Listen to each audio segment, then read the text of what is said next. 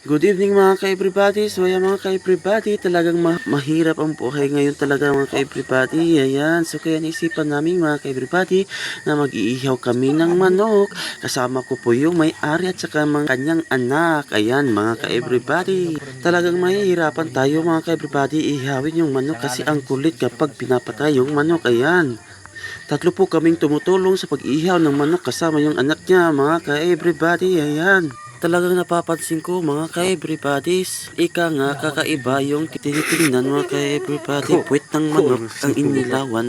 No, tawang-tawa nga kami dyan mga ka-everybody. Bago kinakatay ang manok, siyempre. And of course, hindi magpapahuli si VR ng buhay nyo mga ka-everybody. Ako yung taga-flashlight mga ka-everybody sa pag-ihaw ng manok. Ayan, hinawakan ng may-ari yung kanyang manok. Ika nga talaga ang panahon ngayon napakahirap. Oo, mahirap hanapin yung pera kaya wala kaming pambili ng ulam mga ka-everybody.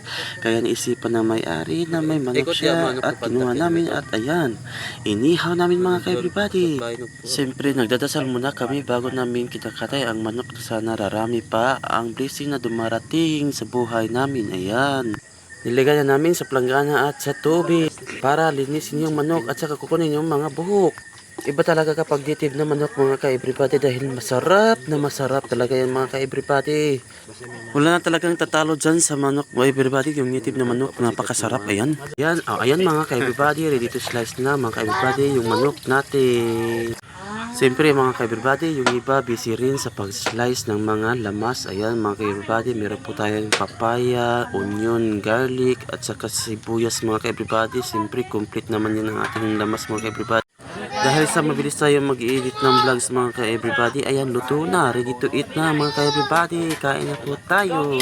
Kasama ko po yung mga kape at bahay ko. Ayan, masaya at masarap kumain kapag may kasama.